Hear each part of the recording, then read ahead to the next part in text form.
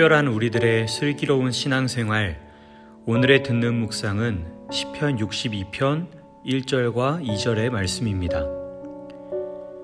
나의 영혼이 잠잠히 하나님만 바라미어 나의 구원이 그에게서 나오는도다. 오직 그만이 나의 반석이시오 나의 구원이시오 나의 요새이시니 내가 크게 흔들리지 아니하리로다. 아멘. 신영복 시인의 책 나무야 나무야에 이런 대목이 있습니다. 제가 읽어드릴게요. 노인 목수 한 분이 있었습니다. 언젠가 그 노인이 내게 무얼 설명하면서 땅바닥에 집을 그렸습니다. 그 그림에서 내가 받은 충격은 잊을 수 없습니다. 집을 그리는 순서가 판이하였기 때문입니다. 지붕부터 그리는 우리들의 순서와는 거꾸로였습니다. 먼저 주춧돌을 그린 다음 기둥, 도리, 들보, 석가래, 지붕의 순서로 그렸습니다. 그가 집을 그리는 순서는 집을 짓는 순서였습니다. 일하는 사람의 그림이었습니다.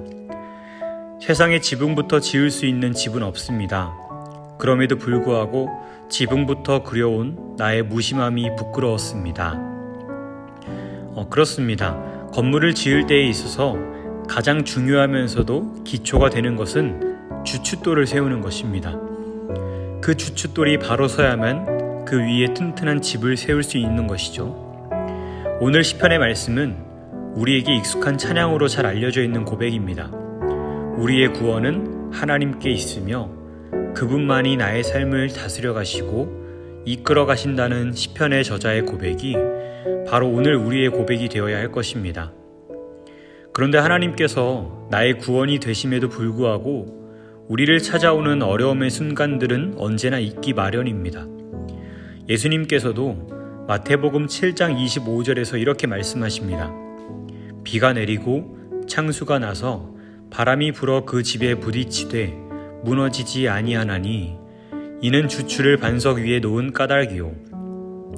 우리가 여호와 하나님이라는 반석 위에 믿음의 집을 세웠다 할지라도 우리 삶 가운데에는 비가 내리고 창수가 나고 바람이 불어 닥칠 수가 있습니다. 그러한 바람으로 인해 우리의 마음이 이리저리 흔들릴 때가 있죠. 그러나 여호와 하나님이라는 반석을 기초 삼아 믿음의 집을 세운 사람은 어려움이 찾아와 흔들릴지는 모르지만 결코 무너지지 않습니다. 왜냐하면 우리의 구원이시오 요새이신 하나님께서 그것들을 능히 이겨낼 수 있는 힘과 용기와 능력을 주시기 때문에 그렇습니다. 이것이 바로 신앙의 힘입니다. 그러니 우리가 해야 할 것은 무엇일까요? 그저 잠잠히 하나님을 바라보는 것입니다. 열왕기상 19장에 보면은 하나님께서 죽음의 위협으로 인해 숨어있는 엘리야를 찾아오고 계시는 이야기가 있습니다. 그리고 하나님께서 엘리야 앞을 지나가실 때에 크고 강한 바람이 불고 지진이 일어나고 불이 났지만 그 속에는 하나님께서 계시지 않았다고 합니다. 때로 우리는 내가 하나님의 뜻대로 살아가면 내 삶 가운데에 하나님께서 보여주시는 바람, 지진, 불과 같은 어떤 드라마틱한 일들이 일어나게 되기를 기대하곤 합니다. 실제로 그런 경우가 있죠. 문제는 뭔가요?